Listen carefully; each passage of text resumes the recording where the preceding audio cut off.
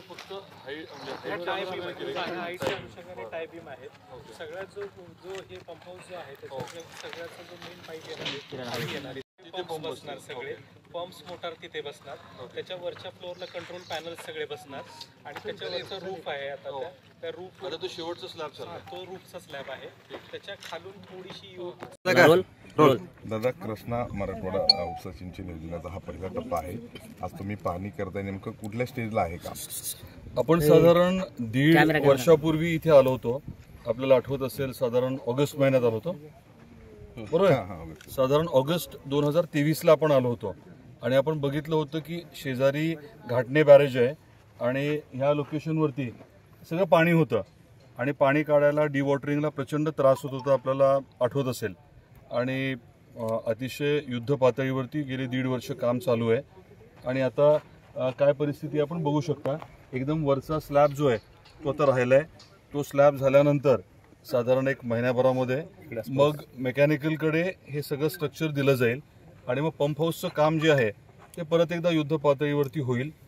इथनं पाणी उचलून आपल्याला माहिती आहे की 2 टप्पे 3 टप्पे करत करत ते पुढे तुळजापूर तालुक्यात येणार आहे आणि टप्प्याटप्प्याने रामदऱ्यामध्ये आपल्या घाटणे बॅरेजमधलं उचललेलं पाणी जे आहे भोयऱ्यात पंप हाऊसच्या माध्यमातून ते पुढे आपल्या रामदऱ्यामध्ये येणार आहे.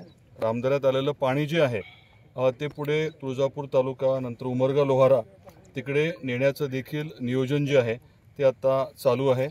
लवकरच त्याच्या बाबतीत देखील निर्णय होतील आणि त्याचे टेंडरिंग होईल.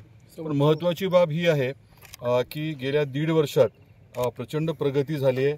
अनेक अडचणी होत्या, पाण्याचं तर मी सांगितलं, बाकीचे बऱ्याच अडचणी होत्या, परंतु त्या सर्व बाबींवरती मात करत आपले सर्व जलसंपदाचे जे अधिकारी आहेत, इंजिनियर्स आहेत आणि महत्त्वाचं म्हणजे हे काम करणारे जे कॉन्ट्रॅक्टर्स आहेत त्यांचे सहकारी असतील, त्यांनी सगळ्यांनी अतिशय मन लावून हे काम केले, अडचणींवरती मात केली.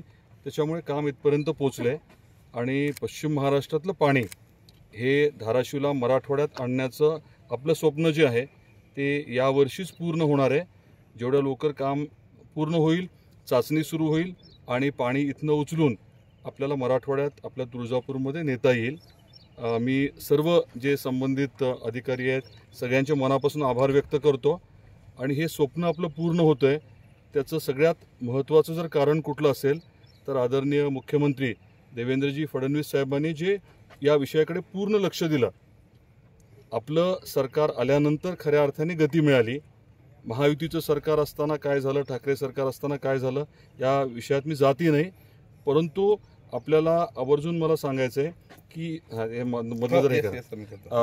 महाविकास आघाडीचं सरकार असताना, ठाकरे सरकार असताना या विषयाच्या बाबतीत काय झालं हे काही मी बोलणार नाही, परंतु आपलं महायुतीचं सरकार आल्यानंतर देवेंद्रजी फडणवीस साहेब हे स्वतः जलसंपदा मंत्री होते आणि आपल्या या पूर्ण प्रकल्पाला त्यांनी जे बळ दिलं, खरं तर पहिलं मंजुरी जी आहे सुप्रमा ती आपल्याच प्रकल्पाला मिळाली होती आणि त्याच्या माध्यमातून मग टेंडरिंग झालं, काम जे आहे ते मार्गी लागलं आणि आज या परिस्थितीपर्यंत आपण पोचलो आहे.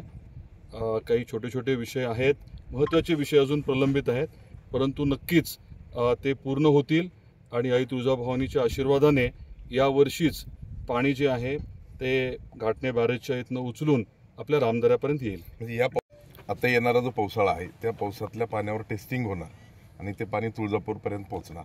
आत्ताचं नियोजन आपण म्हटलं तसं हेच आहे की या पावसाळ्यात किंवा पावसाळ्यात संपल्यानंतर पाणी इथनं उचलायचं आणि रामदऱ्यापर्यंत न्यायचं, या पूर्ण सिस्टमची टेस्टिंग आणि याच्याच बरोबरीने रामदऱ्याच्या पुढे जे पाणी न्यायचं आहे त्याचं टेंडर, ह्या दोन्ही गोष्टी आपण आवर्जून करून घेणार आहोत.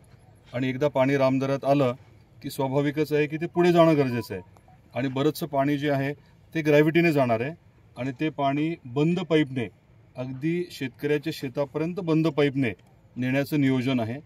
ते कामही लवकरच आपण हाती घेऊ. लँड ॲक्विजिशनची बरेच प्रकरणं आणखी प्रलंबित आहेत आणि ती मॅक्झिमम प्रकरणं पश्चिम महाराष्ट्रातली, सोलापूर जिल्ह्यातली आहेत. परत पश्चिम महाराष्ट्रामधून अडथळा होतोय? नाही, तसं काही नाहीये.